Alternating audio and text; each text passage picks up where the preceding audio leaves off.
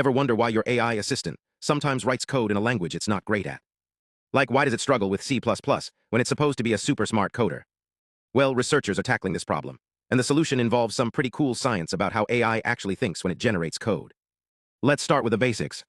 Large language models, or LLMs, are amazing at writing text, but when it comes to coding, especially complex scientific code, they often stumble. Why?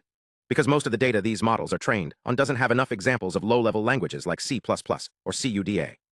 It's like teaching a chef to cook only with ingredients they've never seen before. The result? Code that's full of errors or doesn't work at all. But here's the twist. Researchers discovered that AI models don't just randomly pick a programming language. They have hidden biases, like a default preference for certain languages, encoded in their internal structure. These biases are buried in what's called the latent space, a complex, multidimensional map of how the model represents information. Think of it as the model's secret recipe for generating text. So how do you tweak that recipe? The team behind this study developed a method called GACT, short for Gradient-Refined Adaptive Activation Steering. It's like giving the AI a set of adjustable knobs to control which flavor of code it produces. Here's how it works. First, they identified which parts of the model's internal structure are most responsible for a language bias. For example, they found that certain neurons, tiny processing units inside the AI, were strongly linked to C++ or CUDA code. But here's the catch. Manually adjusting these neurons was tricky. It worked in some cases, but not others, and it was like trying to fix a car by randomly twisting its engine parts. That's where GACT shines. Instead of guessing, the method uses a smarter approach. It analyzes how the model's activations, the internal signals it processes, change when given different coding prompts. Then it clusters these changes into a few key steering directions, like a map showing the most effective ways to nudge the model toward the desired language.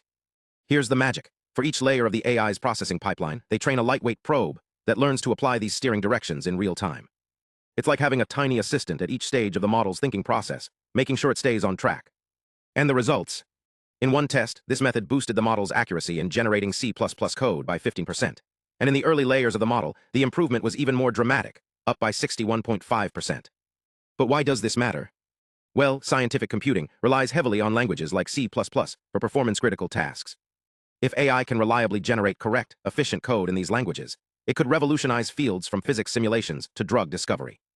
Plus, the method is efficient. By only adjusting a subset of the model's layers, it keeps things fast and practical. So what's the takeaway? This research isn't just about fixing code errors. It's about giving AI more control and predictability, making it a trustworthy partner for complex tasks. And as models get bigger and more powerful, techniques like GACT will be crucial for ensuring they behave the way we need them to, whether that's writing code, solving equations, or something entirely new.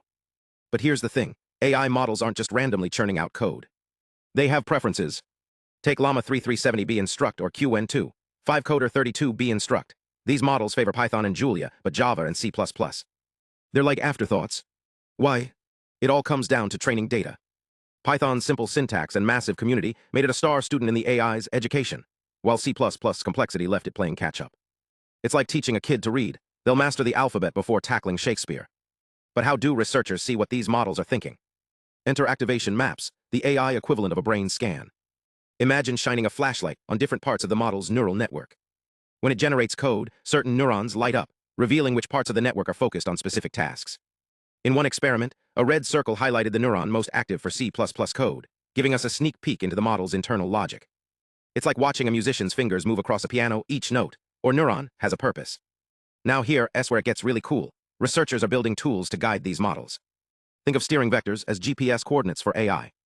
By tweaking these vectors, scientists can nudge a model to favor a different language or fix errors. Picture this, you're training an AI to write C++ code, but it keeps slipping into Python. With a few adjustments, you can steer it back on track, like rerouting a car with a quick turn of the wheel. And let's talk about the big picture. A new framework called GACT is rewriting the rules of AI-driven coding.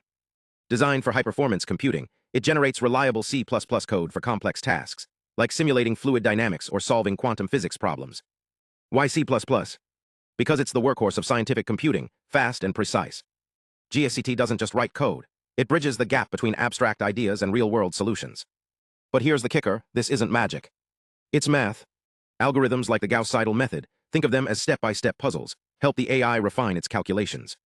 And tools like L2-norm measure how big a vector is, ensuring every line of code stays accurate. It's the digital equivalent of double-checking your work before hitting submit. So what does this mean for the future?